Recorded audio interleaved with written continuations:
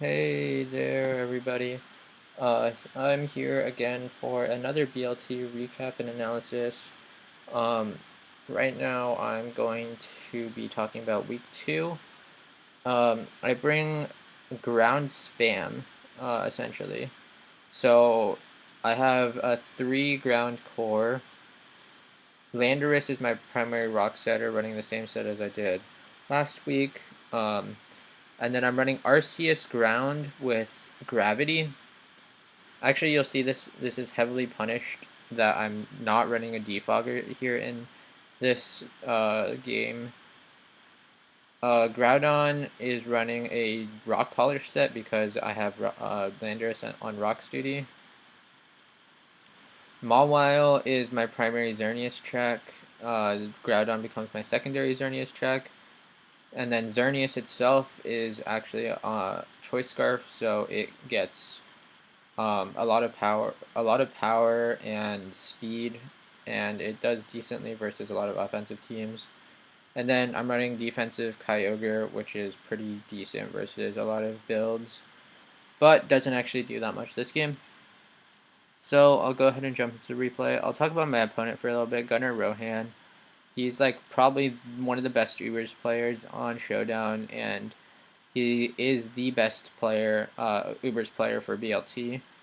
And definitely someone that I was not really expecting to beat, but he brings a pretty hyper offensive team, with Primal Groudon being the only defensive mon. He doesn't really reveal Arceus form, but you can kind of assume that it's like E-Killer or like probably like Arceus Poison at most. And then Cloyster is his Suicide Lead Hazard Setter. So right off the bat, you can see that Xerneas puts in a lot of work here. If I were to have brought in something like Rest Hog Geozern, I would have already like won right now, since Rest Hog Geozern pretty much just beats him. But anyway, let's just jump into the replay. And let's turn the music off because that's kind of annoying. Anyway, so I know he's gonna lead with Cloyster because Cloyster is a suicide lead. And then I go into Kyogre because I want to try to get a Scald Burn versus the Cloyster so I can Oko it. In hindsight, this is actually not the best play. I should have went into Zern because Zern is guaranteed to not let it get up 2 T-Spikes. So he gets up 2 T-Spikes, which really sucks because essentially I don't have any spinners or defoggers, and then this means that I can't remove these T-Spikes, which is awful because even though it only affects, well, I mean, it affects 4 of my Mons, it doesn't affect Mega Maw and doesn't affect Landorus, but it's still really painful. So he goes Rayquaza, which is pretty standard if he assumes that my Kyogre is offensive, then that would have OHKO'd.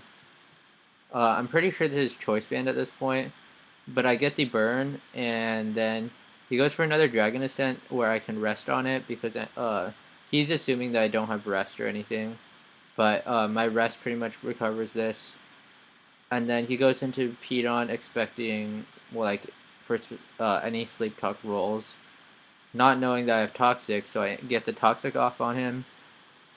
And then I go Lando expecting Stealth Rocks or a Precipice Blades, and then he switches out into his Gengar, and I set Rocks here because I pretty much know that he's going to stay in. I mean switch out. And then he has Icy Wind on his Gengar. This really tripped me up because it essentially got rid of my Landorus for nothing. Like my Landorus was actually pretty valuable this game, and then he has Icy Wind. Like I didn't expect that at all, and the Landorus just goes out like that. So he switches out. He's expecting me to go for a Sucker here, but that's like way too obvious. I was expecting Pedon to come in, but since Pedon didn't come in, there was like no reason for me to do anything. So I Swords Dance, which is an extremely greedy play because I'm pretty much already going to get chunked like pretty severely. and so Mega Gengar just comes in and then kills my Arceus. This is a bad play. Like, once I saw him switch to Rayquaza, I should have just taken the kill on, like, Xerneas or whatever else, but I got really greedy, and I ended up not getting anything out of that, and sacking my Arceus.